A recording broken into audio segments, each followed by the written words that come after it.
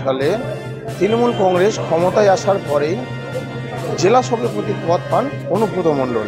তারপরেই বীরভূম জেলার রাজনৈতিক হোক বা তার রাজনৈতিক মহলের যে পরিকাঠামো, সেই সমস্ত সংগঠন হোক বা দলের কোনো কাজকর্ম, সমস্ত কিছুই দেখাশোনা করতেন অনুব্রত মণ্ডল।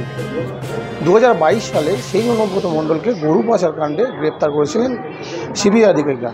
পরে ইডির আধিকারিকরা তাকে গ্রেপ্তার করে, তারপরে তার ঠাঁই হয় তিহার জেলে।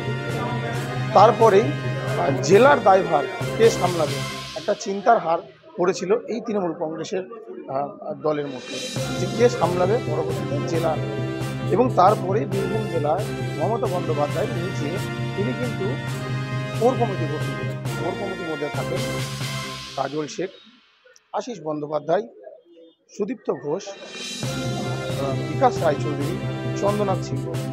6 জনের যে কোর কমিটি গঠন করা হয়েছিল, তারপরে কিন্তু দেখা যায় এই কোর কমিটি কিন্তু আগামী ব্যক্তিগত দিনে লোকসভা নির্বাচন হোক বা পঞ্চায়েত নির্বাচন ভালো কিন্তু ফল করেছিলেন। পরবর্তীতে তারপরেই এই বীরভূম জেলার দায়ভার কিন্তু সমস্ত কিছু তুলে দিয়েছিলেন এবং বীরভূম তৃণমূল কংগ্রেসের সুপ্রিমো মমতা বন্দ্যোপাধ্যায়। অনুব্রত মণ্ডল জামিন পেয়ে জেল থেকে বের হওয়ার পরেই জেলার দায়িত্ব সভাপতির পদে কিন্তু বরাবরই ছিলেন। তিনি আসার পরেই দেখা গিয়েছে যে একাধিক বিজয় সম্মেলনী বা দলের কোনো কাজ কর্ম হোক বা দলের কোনো বৈঠক হোক, অনুব্রত মণ্ডল তিনি কিন্তু ডাক দিয়েছেন, তিনি কিন্তু করেছেন। কিন্তু সেখানে কিন্তু দেখা যায়নি কাজল শেখকে, আর সেই নিয়ে উঠেছে রাজনৈতিক জল্পনা। তাহলে কি কাজল এবং কেষ্ট দুজনের মধ্যে কি কোনো সংঘাত রয়েছে? সেই নিয়ে কিন্তু একাধিক জল্পনা উঠেছে রাজনৈতিক মহলে।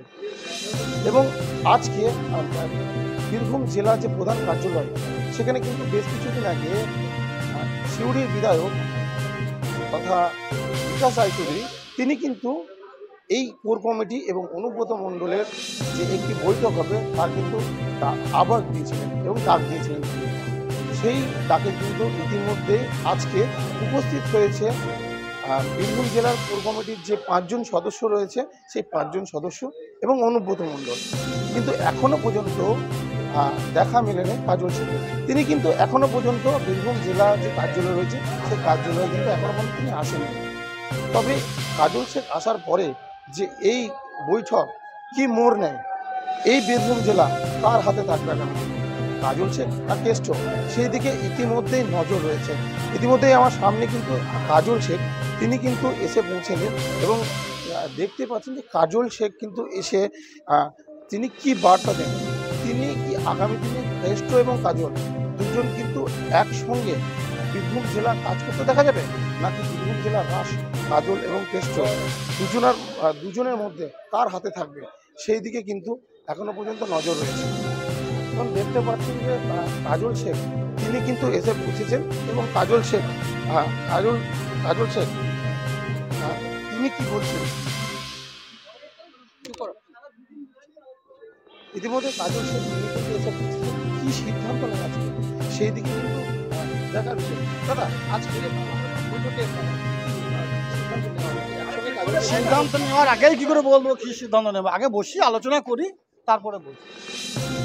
একদমই দেখতে পাচ্ছেন যে কাজল শেখ তিনি কিন্তু জানালেন সরাসরি যে বৈঠক হবে এবং বৈঠকের পর যে কী সিদ্ধান্ত নেবেন, সেই সিদ্ধান্তের পরেই কিন্তু দেখা যাবে যে বীরভূম জেলা আগামী দিনে কীভাবে পরিচালনা করবে তৃণমূল কংগ্রেস। কোর কমিটি থাকবে না কেষ্ট থাকবে, তা কোর কমিটি এবং কেষ্ট দুজন মিলে যে জল্পনা রয়েছে যে কোর কমিটি যে কাজল শেখ এবং অনুব্রত মণ্ডল তাদের যে জল্পনা রয়েছে, সেই জল্পনা কি একত্রিত হয়ে তারা কাজ করবে, না রাস কোনো অন্যদিকে নতুন কোনো মোড় নেবে, সেদিকেই নজর রয়েছে। বীরভূম থেকে প্রদীপ দলু কাজ করবে।